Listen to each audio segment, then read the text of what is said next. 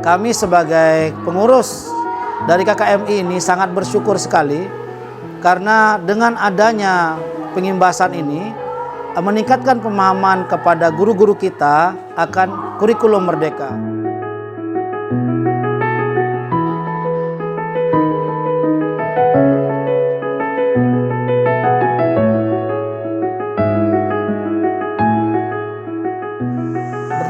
Berawal dari instruksi dari Pak Kabid Penmat Madrasah menginstruksikan kepada kami sebagai pengurus KKMI Kota Mataram untuk mencari atau menggali ilmu tentang IKM itu.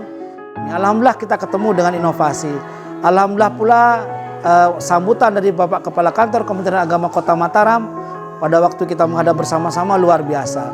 Bahkan dukungan dari pengawas bina kita alhamdulillah sangat besar sekali karena beliau-beliau itu mengharapkan kesiapan dari madrasah ini harus benar-benar siap menghadapi tahun pelajaran 2023-2024. Semua madrasah negeri diminta mendaftar kemarin dulu pada tahun 2021 untuk masuk menjadi bagian daripada pelaksanaan implementasi kurikulum merdeka. Nah, setelah itu tentu kami dari Min2 Mataram langsung berkomunikasi dengan teman-teman yang ada di KKM untuk mari kita bersama-sama melaksanakan mengimplementasikan kurikulum merdeka ini. Dengan mengikuti kegiatan-kegiatan sosialisasi BIMTEK dan sebagainya, baik BIMTEK yang dilaksanakan secara offline misalnya, yang dilaksanakan oleh lembaga-lembaga atau organisasi-organisasi provinsi yang ada di Kota Mataram. Tetapi alhamdulillah dengan adanya bisa kita ketemu dengan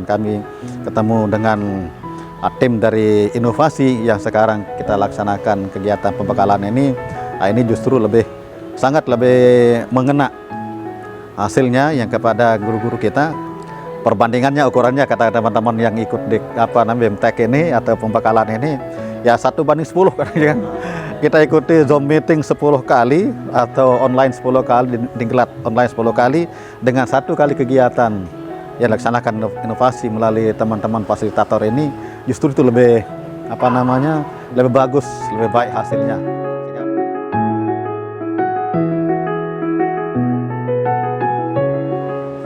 Jadi selama 2 hari ini peserta pelatihan dari KKM Madrasah di Kota Mataram, hari pertama kita sudah berikan dan dia sudah mendapatkan bagaimana tentang pendekatan pembelajaran TAREL berbasis kemampuan. Nah, di situ hal yang baru bagi mereka sehingga mereka sangat antusias menerima materi yang kita sampaikan kemarin. Kemudian mereka juga kita ajak dan sudah sama-sama mempelajari tentang asesmen berbasis kesulitan fungsional. Jadi asesmen kesulitan fungsional, di situ mereka sangat tertarik sekali karena selama ini mereka merasa belum pernah mendapatkan materi seperti itu. Bagaimana teman-teman guru diajak untuk menganalisa atau mencermati siswa-siswa yang memiliki kebutuhan seperti kebutuhan motorik kasar, motorik halus, kebutuhan berbicaranya, mendengarkan. Jadi itu sudah mereka pahami bersama kemarin, dan hari ini kita memberikan materi tentang bagaimana melakukan asesmen antara kombinasi TAREL dan PMM. Dan selain itu juga tadi kita sudah awali di sesi pertama dengan memberikan materi prinsip-prinsip kurikulum merdeka, dan luar biasa pesertanya juga luar biasa, mereka aktif dan juga mereka merasa ini adalah kebutuhan mereka.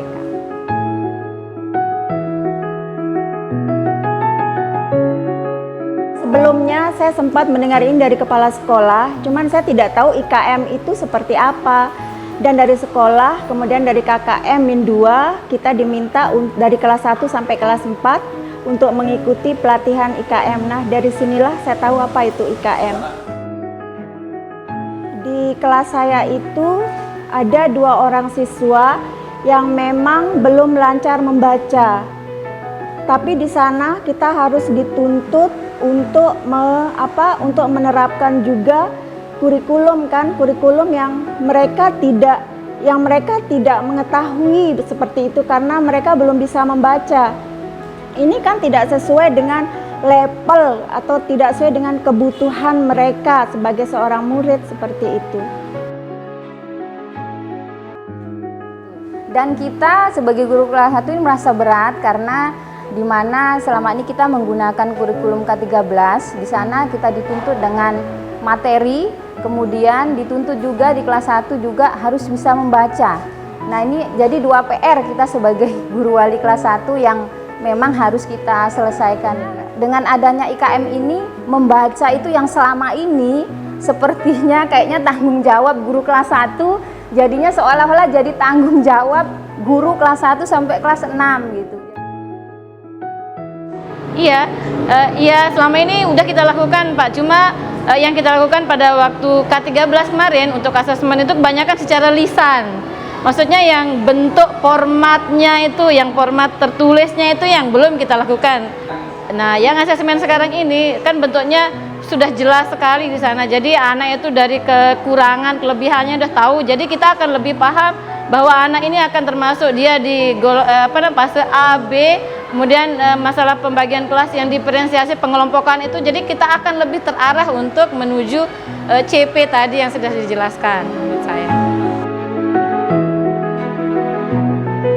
Kita harus saling menguatkan, bersinergi, dalam artian harus ada controlling.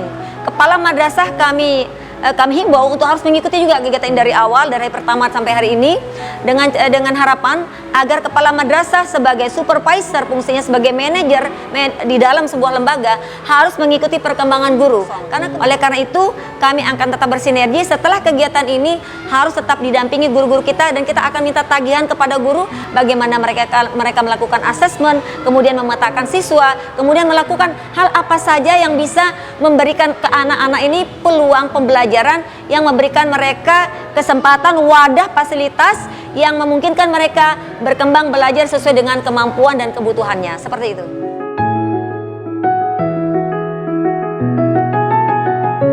Insya Allah akan teman-teman yang sudah kita deklatkan atau kita pembekalannya hari ini yang dari masing-masing madrasah itu akan kita minta untuk langsung berbagi ke teman-teman yang belum bisa berangkat. Itu menjadi sebuah keniscayaan kayaknya di masing-masing madrasah, karena memang sesungguhnya itulah bagian yang menjadi tugas teman-teman yang kita kirim ini supaya bisa menularkan ilmunya ke teman-teman yang boleh.